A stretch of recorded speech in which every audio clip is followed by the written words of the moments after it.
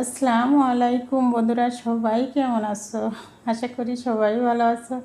তোমাদের দোয়ায় আলহামদুলিল্লাহ আমিও অনেক ভালো আছি।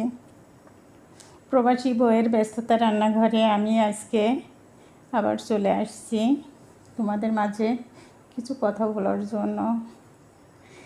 আমার এক প্রবাসী ভাই কমেন্টস করছে যে প্রবাসী বইয়ের পরকীয়া নিয়ে কিছু কথা বলার জন্য। এই কথাগুলো বলার জন্যই আমি আসছি, আমার এই প্রবাসী ভাইয়ের কথাগুলো বলার জন্য।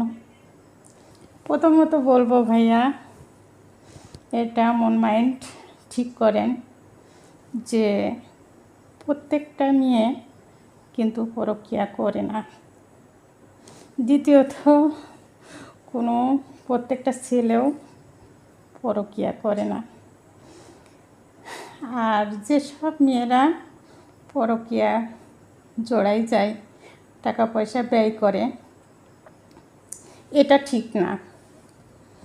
আর যেসব ছেলেরা পরকীয়া জড়াই যায়, এরাও পয়সা ব্যয় করে, কিন্তু এটাও ঠিক না। কিন্তু আমি একটা কথাই বলবো যে ভাইয়া, এটা প্রত্যেকটা মেয়ে কখনোই পরকীয়া করে না, আর প্রত্যেকটা ছেলেও কখনো করে না, এটা ভুল ধারণা। আর যেসব আপুরা বলবো যে পরকীয়া জড়াই আছো, তোমরা পরকীয়ার থেকে বেরোয় আসো। বোন রে, 10 মিনিটের দায়িত্ব সবাই নিতে পারবে, কিন্তু সারা জীবনের দায়িত্ব কেউ নেবে না। অযথা নিজের সম্মান বিলাই দিয়ে কখনো এটা করো না। হয়তো তোমার স্বামী দেখছে না, আল্লাহ একজনও দেখছে। তো এটাই বলবো আপুরা, তোমরা কখনোই পরকীয়ায় জড়ায়ে স্বামীর টাকা পয়সা নষ্ট করো না। আর ভাইদেরও বলবো যে কখনোই পরকীয়ায় জড়ায়ে টাকা পয়সা নষ্ট করবেন না। একটা কথা কি, যে প্রবাসী ভাইরা আছে, ওরা প্রবাসে অনেক কষ্ট করে। আমি প্রবাসী ভাইদের অনেক ভালোবাসি, অনেক শ্রদ্ধা করি, অনেক সম্মান করি। কেননা আমিও একটা প্রবাসীর বউ। আমার হাজব্যান্ডও প্রবাস থাকে, সেও কষ্ট করে, আমিও অনেক কষ্ট করি। কিন্তু সেই অনুযায়ী বলি যে প্রবাসীর বউরা প্রচুর কষ্ট করে, কিন্তু প্রবাসীরাও কষ্ট করে। ভাইয়া, আপনারা যেমন কষ্ট করেন, ঘরের বউটাও এমনই কষ্ট করে। তো যাই হোক ভাইয়া, মন মাইন্ড চেঞ্জ করেন।